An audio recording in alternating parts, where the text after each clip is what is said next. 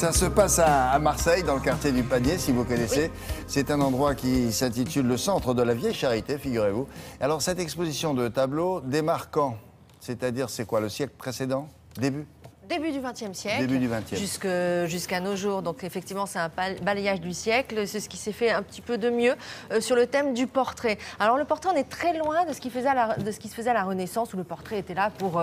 il n'y avait pas de photos, donc les peintres portraituraient les riches familles qui voulaient avoir leur image dans leur salon. Voilà. Là, dans cette expo-là, ils ont choisi une thématique bien particulière. Non pas le portrait juste représenter l'individu, mais représenter ce qu'il y a derrière l'individu, ce qu'il y a dans son cerveau, l'individu conscient, l'individu pensant, et c'est un petit peu la mouvance, s'il vous plaît, de l'art au XXe siècle, qui n'est plus un art de représentation, mais qui est un art qui pense, qui réfléchit.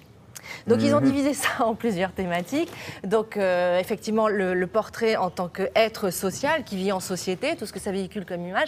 Et après le portrait plus personnel, l'artiste qui s'introspecte. Voilà, c'est la thématique. Donc c'est une exposition. On va avoir fait une licence de l'art pour comprendre le truc. Mais je suis là pour vous expliquer, William. Je suis là pour ça. Non mais de toute manière, c'est vrai que la thématique est un petit peu compliquée. Oui. Mais en revanche, quand on arrive dans l'exposition, il n'y a que des têtes d'affiche quasi. Et on balaye vraiment le siècle, ça c'est très visible. On balaye vraiment le siècle du début du XXe siècle jusqu'à nos jours, jusqu'au XXIe siècle, avec à peu près 150 tableaux. Donc l'expo est malgré tout assez vaste.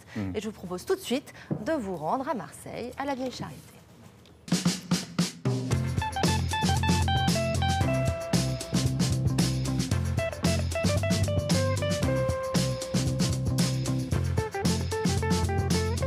Faut-il peindre ce qu'il y a sur un visage, ce qu'il y a dans un visage, ou ce qu'il y a derrière un visage?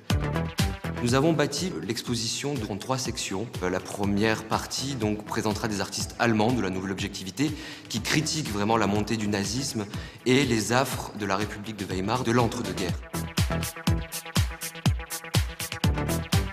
Ensuite, un réenchantement donc dans les années 50, 60 et la figure bien sûr centrale d'Andy Warhol.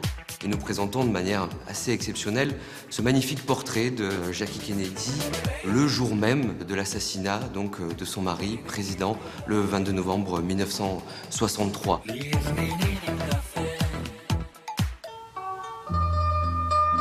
Visage de l'intimité ensuite, là ce sont des ensembles de portraits, d'autoportraits. L'autoportrait au miroir d'abord de Pierre Bonnard, 1 an avant sa mort, qui se montre tel un ascète au regard qui s'efface face à la mort. Ce tableau magnifique de Pablo Picasso, la femme au miroir, femme énigmatique dont le reflet ne correspond pas en fait au reflet qui aurait dû être représenté. Donc il y a un jeu de dédoublement de la personnalité qui correspond à l'inspiration surréaliste aussi de Picasso.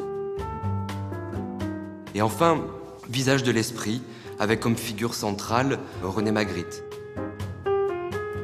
Chacun y donnera son interprétation d'un Magritte donc, qui traverse les apparences, qui montre qu'est-ce qui se cache derrière le visage.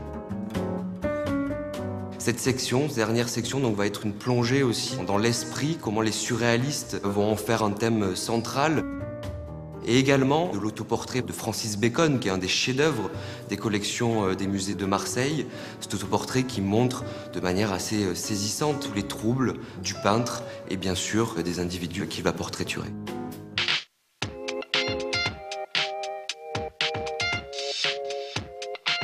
Toute l'originalité de l'exposition est justement de mêler les médiums. Si nous ne sommes pas attachés simplement à donner une histoire de l'art de la peinture, mais montrer comment les peintres ont pu être inspirés à la fois par le cinéma, la photographie.